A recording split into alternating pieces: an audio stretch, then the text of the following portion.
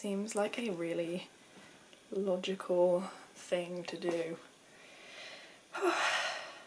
Make a video when your to-do list is a mile long. The determination is there. I'm getting back into it. Determination is there. Hello everybody, been a while. Yes, I have been back at university for about 3 weeks and it is insane. Yeah, I thought today I would, as I've got all my course books finally, I would take you through a haul of all the courses I'm doing this year and what books I have for them. So I'm gonna jump straight in because it's a massive pile of books. Second year is no joke. So the first book I have, or rather the first course I'm doing, is a trans-historical module, which means that it goes over both of my semesters and it covers from the beginning to the end of literature. And my god, would you know it with this insanely large anthology of theory and criticism. I love this module. It goes from Plato to postmodernism, and that's the name of the module. And it's literally the most interesting thing in the history of ever, so thank you, Claire. When I was picking my modules, I rang up Claire, you probably know I was reading Bukowski, and I was like, what do I do? Because obviously Claire had already been through it, and I was like, I don't know what to pick because everything looks amazing. And she said, if you can, take a theory module, and I have, and it's incredible, and I'm loving it, and the last seminar we had, we were discussing Platonic theory of why writing sucks. And it's just so interesting. And the next module I am taking, these ones are the first semester, so this semester that I'm currently in, I'm taking Epic Ambitions and Songs and Sonnets. I didn't realise when I picked my modules, but both of those are all poetry. So this isn't actually on my reading list, it's Homer's The Odyssey. I probably should have a translation of the Iliad and the Aeneid, but I don't. The first book we're actually studying is another massive book, The Fairy Queen by Edmund Spenser. Believe it or not, this is only half of it. He didn't finish it. He died before he could.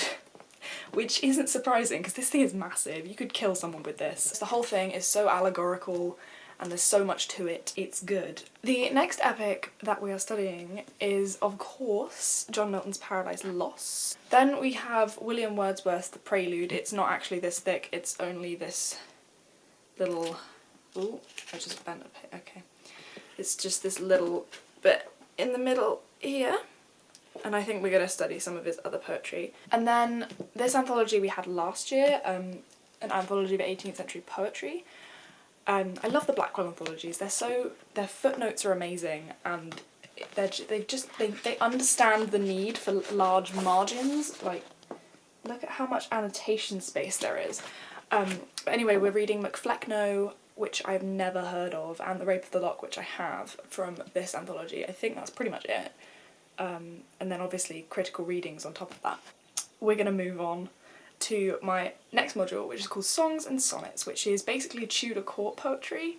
Freaking love the Tudors. It's like a non-crappy period version of EastEnders with lots more sex and a lot more, like, treachery. It's basically Game of Thrones, really, in a different era. Well, I suppose Game of Thrones was kind of based on the War of the Roses, so it's kind of near, but Songs and Sonnets is just... the history behind it is just blowing my mind. The anthology for this module is another Blackwell anthology. It's the 16th century annotated anthology of poetry, which is pretty much the same as the 18th, but completely different. It's not the same at all. It's 16th century poetry. I'm currently doing an essay on this poem, and there's a lot of Henry VIII's wives involved with this kind of poetry. Still unfocused. What's going on? I'm still trying to work out how to use my new camera. I saved up to buy a new camera because my other one was really massive and I wanted to start filming on the go a little bit more.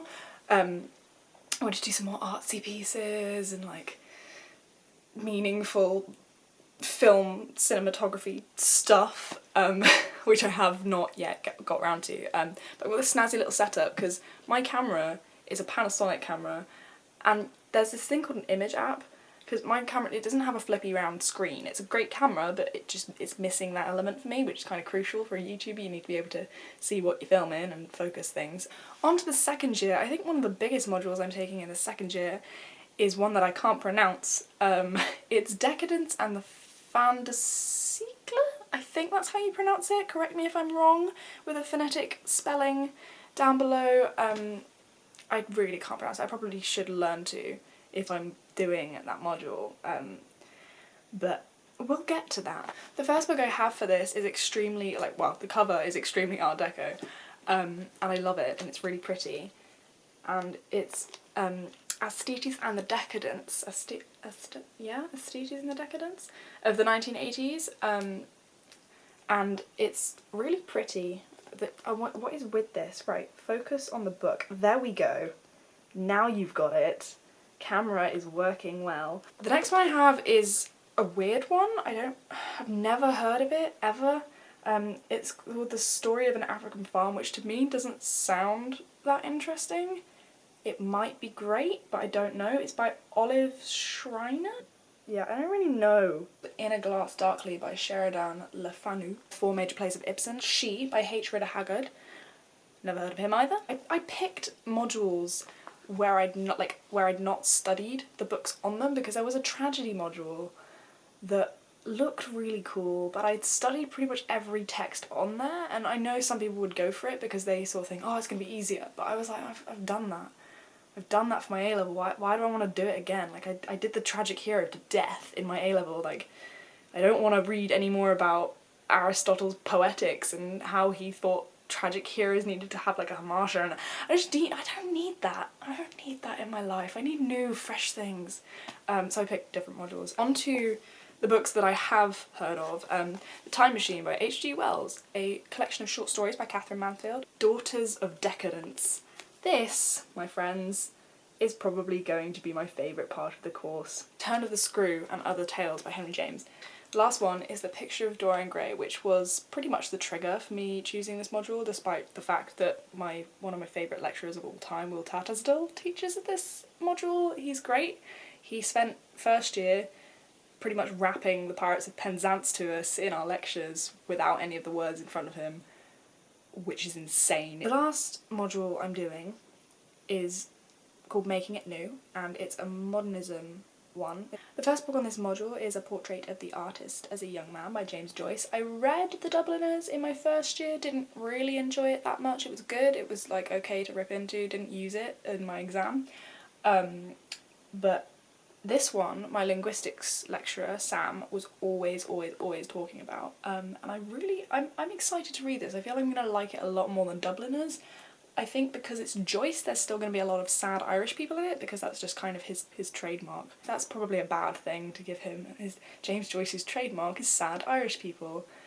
It's probably a bit more than that. This is one of Claire's favourite books. It's Howard's End by E.M. Forster, and I'm really excited. What I read of it was really good, and the fact that Claire bought this for me kind of just makes me studying it on my course a lot better, because I don't know, I feel like she'll be with me when I'm studying it, which sounds really sad, but it's cute. Another one that I have that I've heard very mixed reviews about is D.H. Lawrence's Sons and Lovers. I suppose I'll draw my own conclusions about it, but as far as I know, D.H. Lawrence is very, how do I put this, sex and profanity filled. There's a lot of hanky-panky in his novels, but I don't mind that, it's cool, I can do all that. I've got a anthology of Images poetry, which has a really cool cover, I think. It's very avant-garde, it's very is that cubism? Yeah, it's very cubist, I like it. T.S. Eliot's selected poems, which I'm excited about. Oh my god, what time is it? How many chimes, Joe? Come on. Yeah, we're good, we're done, alright. Old Joe chiming in the background. Gotta love him. One's on the bottom. Oh my god. Okay, so yeah, I've got a really big stack of books, and you can't see the ones that are like underneath me stacked on my legs, but I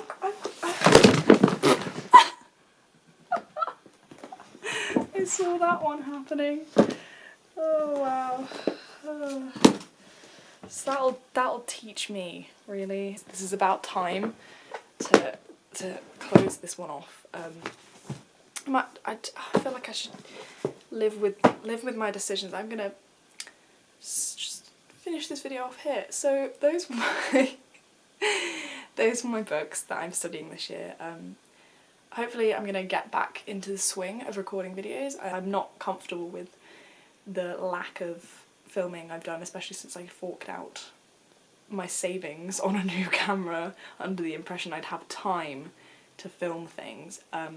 Please let me know if you're studying similar things, if you have studied them, if you've read them, if you like them. I'm gonna clean up all of these books. Yeah.